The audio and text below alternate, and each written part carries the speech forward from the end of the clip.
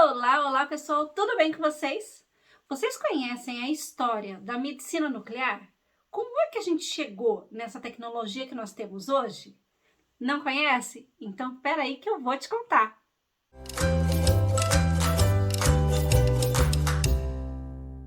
Olá, para quem não me conhece, eu sou a Anne Andrade e nesse canal a gente adora falar sobre radiação. E se você também gosta de falar sobre radiação ou conhecer um pouquinho mais, então já deixa seu curtir, já segue o canal, já segue também o canal lá no Insta. Lá no Insta eu conto para vocês um pouquinho do meu cotidiano dentro da medicina nuclear.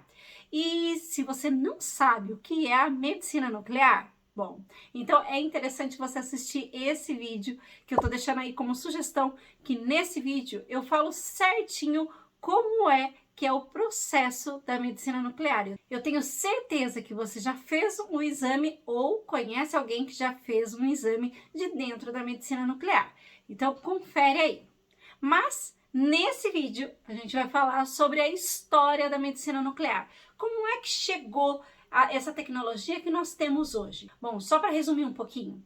Na medicina nuclear, a gente faz diagnósticos principalmente com relação ao câncer. Né? A gente injeta um material radioativo na pessoa e esse material ele vai dar algumas informações para mostrar na onde é que está a patologia ou se existe alguma patologia. Tá, ok?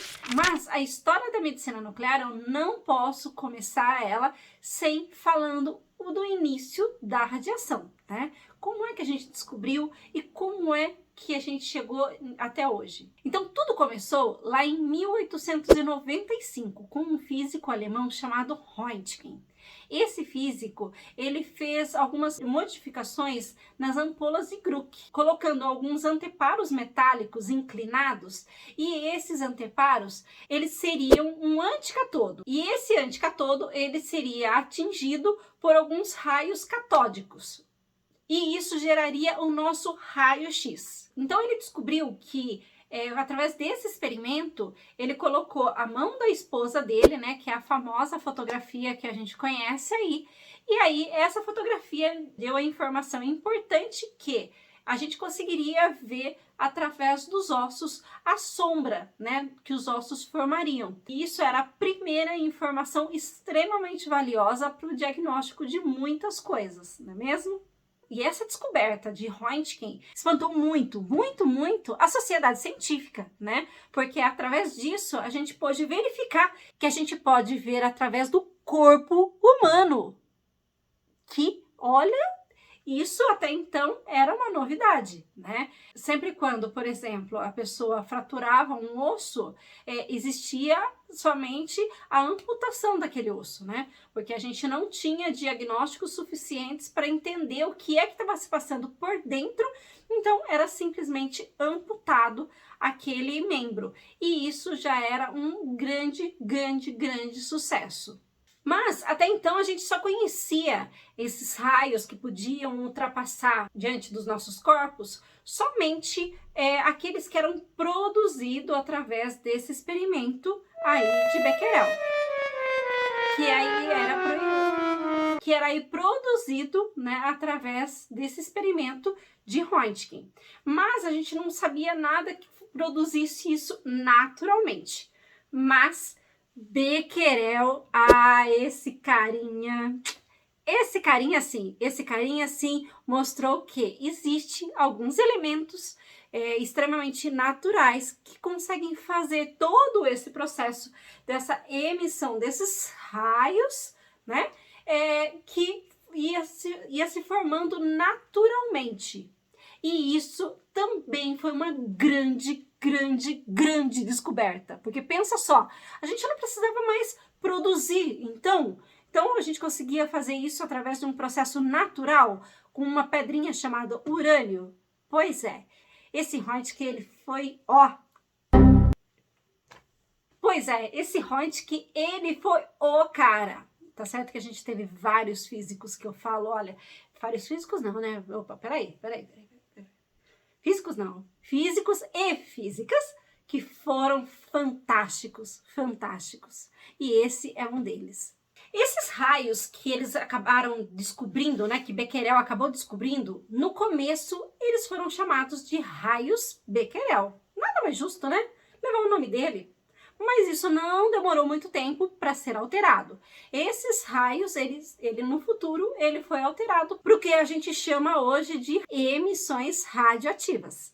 E aí, em 1897, a minha belíssima e queridíssima Marie Curie, ela resolveu estudar um pouquinho mais sobre esses raios tão fantásticos, né, que Becquerel descobriu. Bom, e aí, Marie Curie e Pierre Curie, putz, falando nisso, puta casalzão, né? Puta casalzão. Ah, olha, tem casal que a gente olha e fala, esses dois, olha, nasceu pra brilhar, né? Pois é, vamos lá, evitar comentários. E aí, esse casal, eles resolveram, então, isolar o minério de urânio.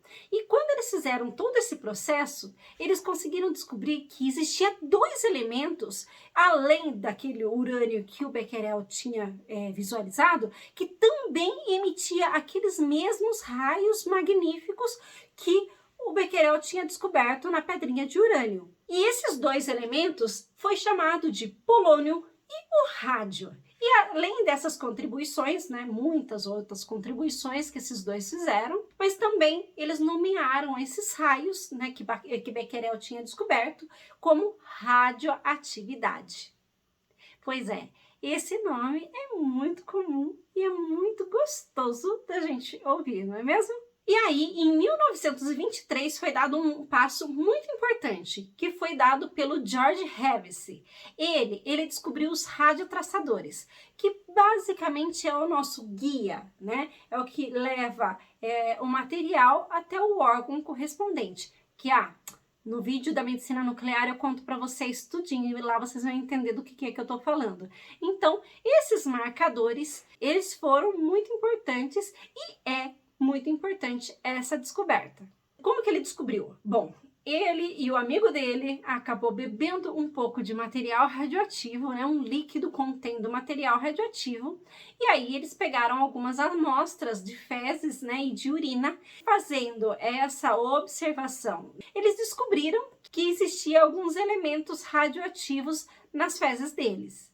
E esse foi o registro das primeiras medidas biológicas que a gente tem conhecimento. Em 1927, Hermann Blugart e Soma Wenz, eles conseguiram medir a velocidade sanguínea e eles fizeram isso injetando uma quantidade de solução radônio C em um braço e verificaram com uma câmara de Wilson a chegada dessa solução no outro braço. E aí a gente dá um outro passo importante, que é em 1932, que é os cientistas Ernest Lawrence e Stanley Livingstone. Eles construíram o ciclotron. O ciclotron ele possibilitou a produção de radionuclídeos artificiais através de bombeamento de núcleos alvos por partículas positivas aceleradas. Mas a produção de radionuclídeos em quantidades suficientes para o uso médico só foi possível quando a gente construiu o primeiro reator nuclear de multipropósito. Aí sim a gente conseguiu fazer uma produção suficiente para fazer para uso médico. E esses reatores, eles só foram construídos na época lá da Segunda Guerra Mundial, né? Justamente naquela época que começou a surgir os primeiros reatores nucleares. E aí vamos dar mais um pulo, que é em 1951. E esse é os últimos passos que a gente dá para chegar nessa tecnologia que nós temos hoje. Hal Unger, ele criou a câmera de cintilação, que adquiria informações que eram transformadas em imagens e exibida por um tubo de raios catódicos. Desse jeito, eles podiam ser registrados em filmes e em chapas fotográficas. As cintilografias utilizadas hoje em dia, ela usa o mesmo propósito e o mesmo princípio dessas câmeras cintilográficas que foi descoberto. Com o desenvolvimento dos computadores, né, dos softwares e tudo mais, aí sim a gente pôde adquirir, armazenar, processar as imagens obtidas com a câmera de cintilografia. Na década de 70, os novos avanços na área da computação e, principalmente, no desenvolvimento e implantação de novos métodos de reconstrução, eles permitiram a realização de tomografias por emissão de fótons únicos. Desde a introdução em aplicações clínicas, as técnicas de tomografia de emissão, o SPECT, tanto o PET, vem suprindo a comunidade médica com as imagens obtidas através dessas duas técnicas. E essa é a história da medicina nuclear. Gostou? Bom, se gostou, então deixa seu curtir, deixa seu comentário aí, porque eu adoro responder vocês. Um grande beijo e até mais!